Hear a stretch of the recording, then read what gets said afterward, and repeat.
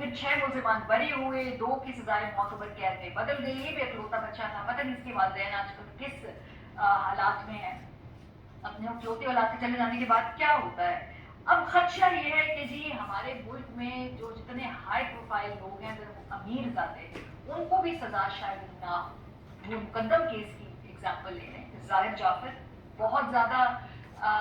Powerful, بہت well connected, اس کے گھر والے جو ہیں اور جو سول سوسائٹی میں جو باقی لوگ جو ٹیررائز ہوئے نور مقدم کے قتل سے, وہ سب کا خیال ہے کہ آج نہیں تو کل بس ہمیں وقت کا انتظار ہے کہ شاید ظاہر جعفر بھی کچھ عرصے بعد ہمیں باہر نظر آئے. سارا شاہ نواز کا قتل کیس ہے, شاہ نواز امیر سے متعلق بھی لوگوں کا یہ خدشہ ہے کہ بھائی بااثر لوگ ہیں, ایلیٹ ہے اس ملک کی, تو شاید کچھ عرصے بعد اس کو بھی ہم فری اپنی ملک کی سڑکوں پہ چلتا پھرتا دیکھیں. یہ نوجوان لڑکے اپنی زندگی ریبلڈ کریں, جب انہوں نے 2 لڑکیوں کی زندگیاں اور ان سے جینے کا حق چھین لیا, تو جی یہ ہمارا نظام انصاف ہے. خدیجہ صدیقی ہمارے ساتھ موجود ہے. خدیجہ کو میں نے آج اس لیے اپنے پروگرام میں مدعو کیا, خدیجہ کے ساتھ ان کے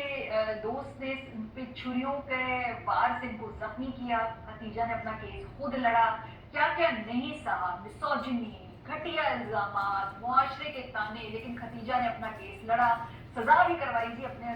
جو اس نے اسالٹ کیا تھا, لیکن پھر بھی وہ اندر جانے کے بعد بھی, جیل میں رہنے کے بعد بھی وہ قانونی پیچیدگیوں کا فائدہ اٹھا کے باہر آ گیا. وہ لڑکا وہ بھی اپنی زندگی ریبلڈ کر رہا ہے.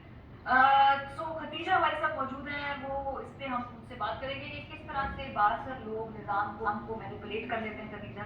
آج یہ شاہزیب کے قتل کے بعد یہ ساری چیزیں جو ہے نا یہ دوبارہ منظر عام پہ آ گئی, اور ہم نے اپنے دیکھنے والوں کے سامنے یہ رکھا بھی ہسٹری. اگر آپ امیر ہیں, بااثر ہیں, آپ کا کلاؤٹ ہے, آپ کے ابا جی بہت ویل کنیکٹڈ ہیں, تو پھر انصاف تو آپ کے لیے تکلیف دہ پروسیس ہے, اور پھر بھی گارنٹی نہیں ہے کہ آپ کو انصاف ملے گا بھی یا نہیں.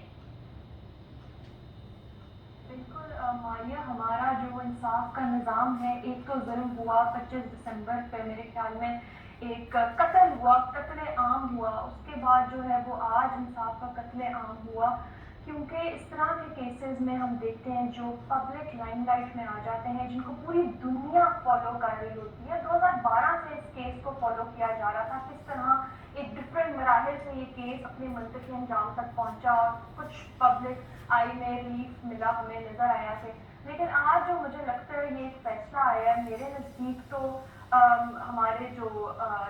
جسٹس ہیں, جیسے مظاہر نقوی ہیں, سپریم کورٹ میں ہیں, ان کا ایم شور ایک ویل ریزن ججمنٹ ہوگی. لیکن مجھے لگتا ہے یہ اگین ٹیکنیکلٹیز کی بیسس کے اوپر ہوا ہے. یہ جو اینٹی ٹیررزم کے انڈر اس کا ٹرائل ہوا تھا, میرے نزدیک اس کو جو ہے انہوں نے نلیفائی کیا ہوگا, اور اس کے زمرے سے نکالا ہوگا کیس کو, اور میرٹس کے اوپر بری نہیں کیا ہوگا, میرٹس کے اوپر ایکویٹل نہیں دیا ہوگا ان چاروں کو. انہوں نے صرف بیسس آف کمپرومائز کے اوپر ایکوٹ کیا ہوگا. میرے نزدیک مجھے جو لگتا ہے کہ جب تک ایسا ہی ہے, سلح نامے کی بیسس اپنا وہ نہیں دے سکتے, سلح نامے کی سزا نامے کی بیسس پہ کیا ہوگا. کیونکہ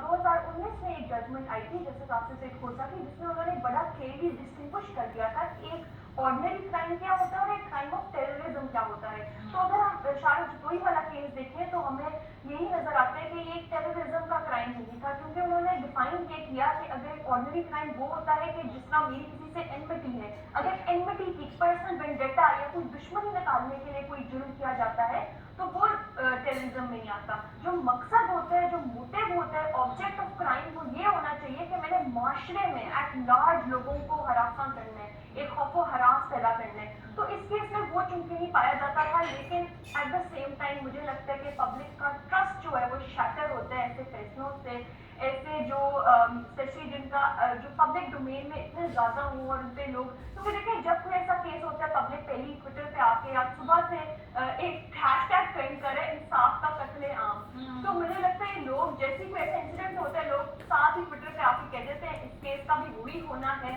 جو ظاہر جعفر کے کیس میں ہوا تھا, یا اس کیس کا بھی وہی ہونا ہے جو زین والے کیس میں ہوا تھا, یا جو مجید اچک زیدی کیس میں ہوا تھا. تو یہ سارے کیسز ابھی آپ نے ایک لسٹ میں بتا دیے, ان سارے کیسز میں بھی یہی ہوا تھا. عدم شواہد کی موجودگی ہو, شاید چاہے وہ ایویڈنس کی کمی ہو, چاہے جو مرضی ہو, یہ ٹیکنیکلٹیز کو جو ہے نا ہمیں اپنے قانون میں اسپیشلی یہ جو مرڈر کے اوفینسز ہیں, اگر ہم یہ شاہزیب خان والا کیس دیکھتے ہیں,